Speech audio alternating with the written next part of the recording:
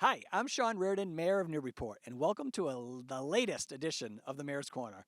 We had so much fun being outside last week that Ryan and I decided to do it again. So I'm up at my alma mater, Newburyport High School. We're on James T. Stalin Field, and we're here because it's fall sports season, right? And the state tournament starts this week, so I'm going to get to that at the end. But first, I hope everyone had a really great Halloween. It was a cool night here in Newburyport. I was able to bounce around in my own neighborhood up by the hospital, which again is world famous for their Halloween enthusiasm. And then I was able to go down to the south end as well, around the Marlborough Street area, which is another big Halloween area in town. But from all accounts, everyone had a great time. My son came home with literally a 30-pound bag of candy, which is the most candy I've ever seen one person bring home on one night of Halloween. So anyways, I've been eating a lot of Kit Kats, so we'll just leave it at that.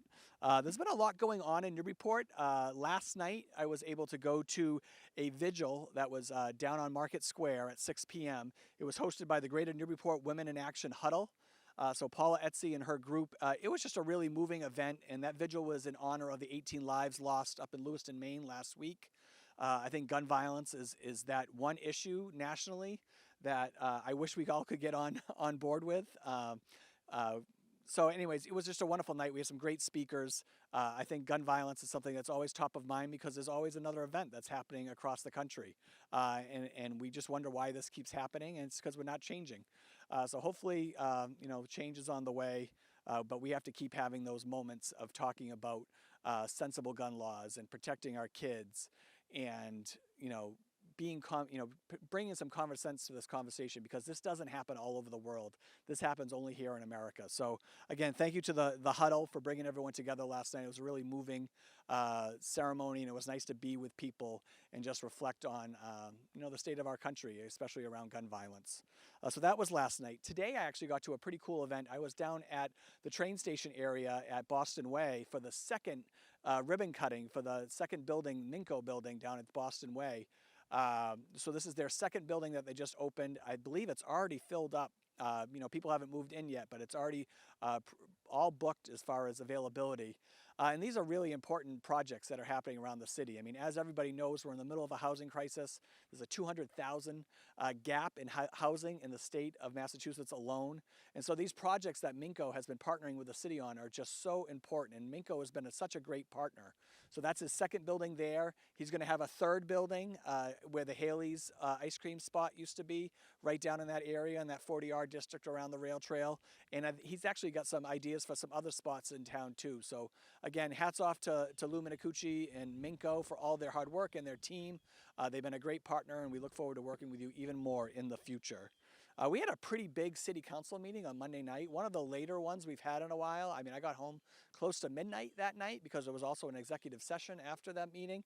But the meeting went up until after 11 o'clock. But there were some big things that got through on that meeting, and I just want to highlight a few of them.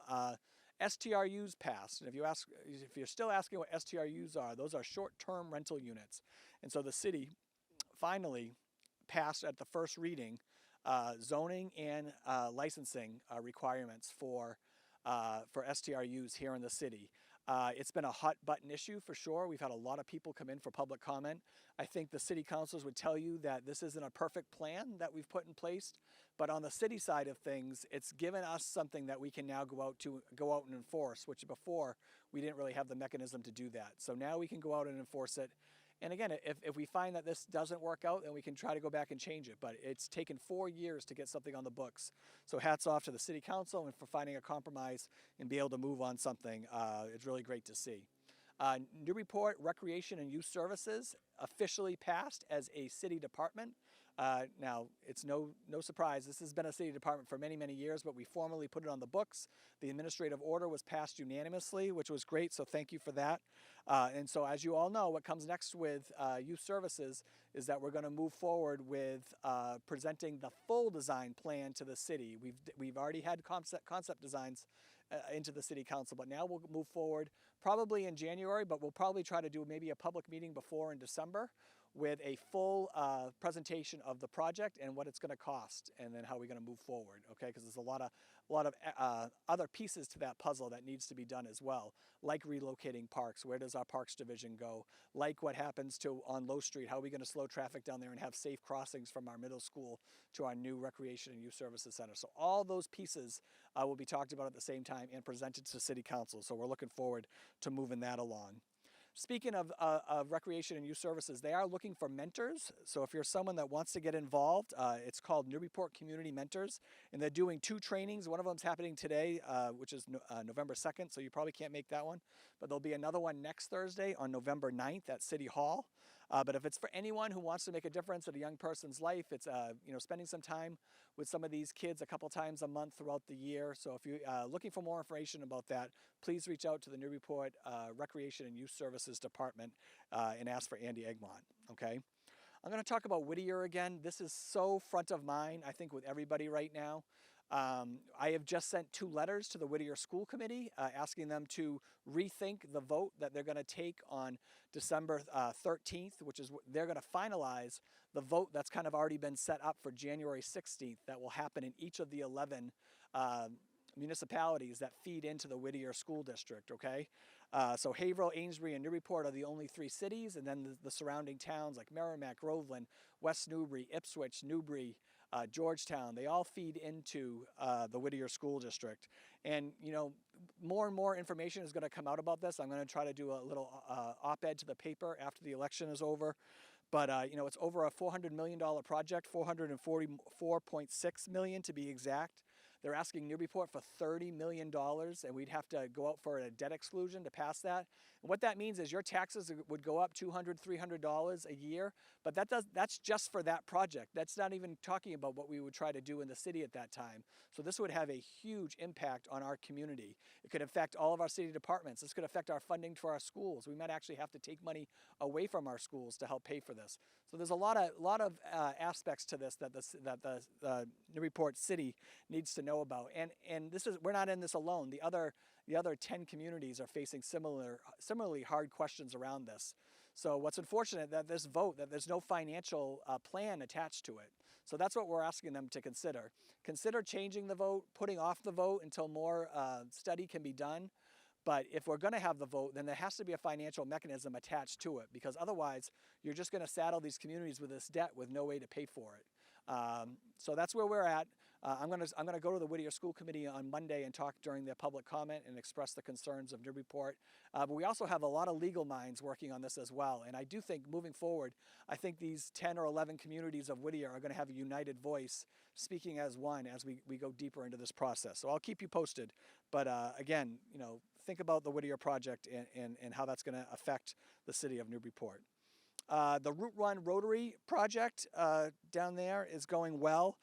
This is the only weekend that we're going to have a disruption. So if you're traveling from south to north, so if you're like in Newbury, driving out through the Rotary and you want to head up Route 1, we're going to send you up on State Street, and then we're going to have you take a left on Greenleaf and then another left on Pond to get back to the light at Route 1. But that's going to happen this weekend, so it's only that one week of disruption. And Pomodori, I know this has been tough for you. Pomodori is going to be open all weekend through this, so hey, give Pomodori some love.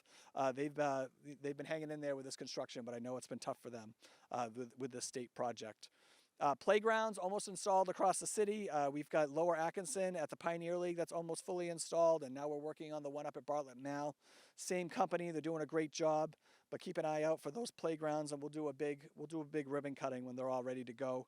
I did want to point out a event that's happening next week on November 9th, so next Thursday. I didn't know if the next Mayor's Corner would come out in time, but it's at the Senior Center. It happens from 6 to 7:30, and it's a former New Hampshire Chief Justice of their Supreme Court, John Broderick, who I met last year. He's just got an interesting story. He travels around talking about mental health. He's got a really personal family story that he shares about his son. But the title of it is Changing the Conversation Around Mental Health with John Broderick. I'm actually going to be there, so I hope you can go there too. He's really just a really great guy with a really powerful story that I would love everyone to hear. And finally, Election Day is Tuesday. Get out and vote. Do your homework. There's a lot of candidates running, which is great to see so many people running. That's what I wanted. I wanted contested races, so we had choices. And we have a lot of good people running. So I don't know who's going to win, but get out there, make a plan to vote. Early voting ends tomorrow on Friday, but then we have election day on Tuesday. So please get out and vote, and good luck to all the candidates, and thank you for stepping up for your city. And lastly, why we're here today, it's state tournament time, right? So this is fall tournament season, and it actually starts today on Thursday. So I just want to give you a quick hit. Today, Thursday, 4 p.m., which you'll probably see this too late, but I want to wish the girls soccer team good luck.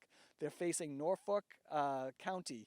They're playing them at 4 p.m. But tonight at 6 p.m. in the gym, girls volleyball is playing Appoquet Regional. I'm probably saying that wrong, but that's at 6 p.m. Good luck to the volleyball team. Girls field hockey is home here at 1:30 on Saturday. They're the number 2 seed in Division 3, so good luck to the field hockey team. They're waiting for a winner of a game, so we don't know who they're playing yet. Boys soccer is also playing Saturday. They get to play here at home because they've had such a great year at 11 a.m., and they're playing Hanover. And finally, Friday night here, our Newburyport football team is going to host Auburn at 6:30. They've had a great year too. So we got a lot of successful teams here in Newburyport, and I hope they have a great long run here in our fall state tournament. So good luck, Clippers. Onward, forward. That's my Mayor's Corner this week. I hope you have a great weekend. Get out there and support the Clippers, and I will see you all next time on the Mayor's Corner.